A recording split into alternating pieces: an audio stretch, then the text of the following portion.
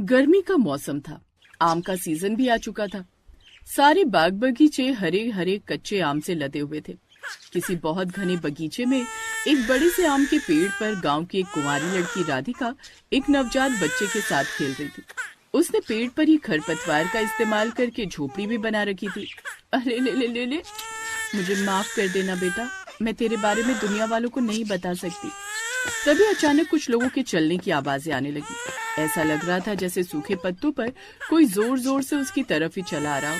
राधिका घबरा गई। लगता है कोई आ रहा है, मेरे बच्चे, मुझे जाना पड़ेगा। राधिका ने अपने बच्चे को जैसे उस झोपड़ी के अंदर रखा, वैसे ही वो जोर जोर से रोने लगा। रोने की आवाज सुनकर गांव के कुछ आदमी उसी पेड़ के नीचे आ गए। अरे राधिका, तुम पेड़ के ऊपर क्या कर रही हो? ये बच्चा किसका है? अब राधिका के साथ आगे क्या होगा?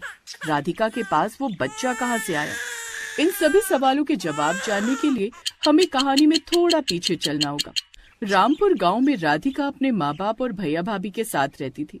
एक रोज उसकी कुछ सहेलियां उसके घर आई। राधिका, चलना, बाबा के बगीचे चलते आम तोड़ने। तभी वहां पर उसकी भाभी ममता और माँ दोनों आ गए।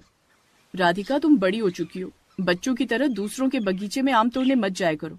सुना है बाबा के जाने के बाद बाबा की एक कुतिया उस बगीचे की रखवाली करती है। हाँ भाभी।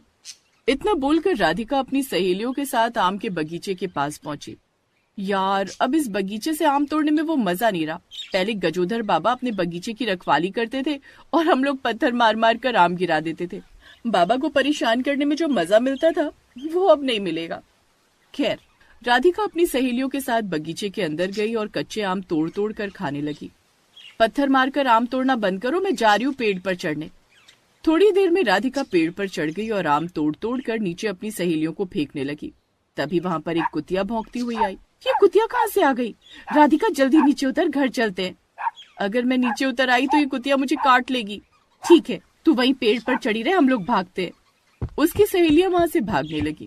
कुतिया भी उसके पीछे पीछे भागने लगी। थोड़ी देर बाद घूम फिर कर सारी सहेलियां फिर से उसी पेड़ के पास आ गई।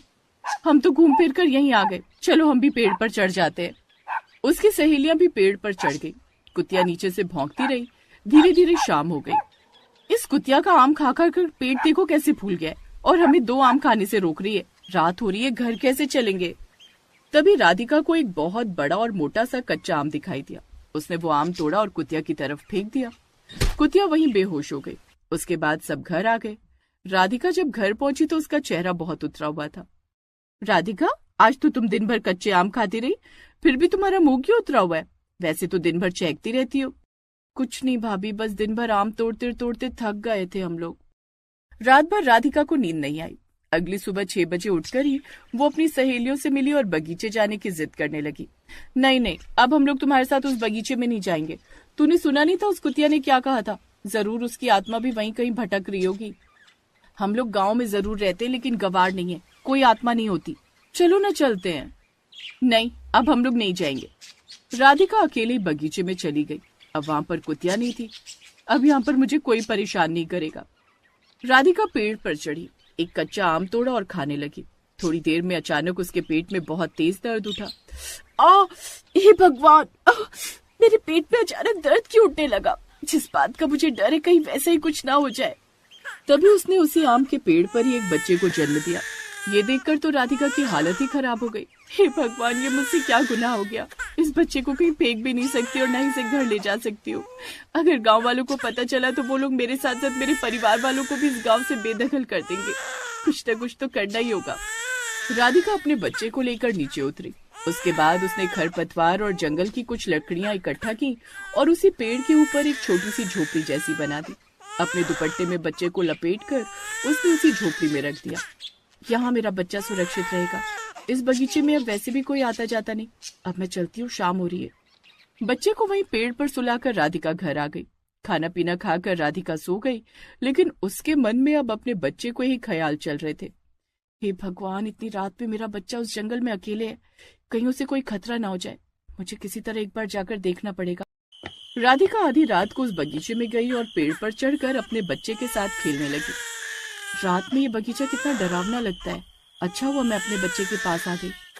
रात भर राधिका उस पेड़ पर ही अपने बच्चे के साथ खेलती रही। सुबह जैसे ही सूर्योदय हुआ उसने अपने बच्चे को वहीं छुपा दिया और घर वापस आ गई। लेकिन घर पहुंचते ही उसके भैया भाभी माँ बाप सब सामने ही खड़े थे। हे भगवान, कहीं इन लोगों को पता तो नहीं चल गया कि मैं रात भर घर से बाहर थी। राधिका, तुम सुबह सुबह ही बगीचे पहुंच गई आम खाने? नहीं नहीं भैया, बस सुबह जल्दी उठकर गांव की ताजी हवा लेने गई थी।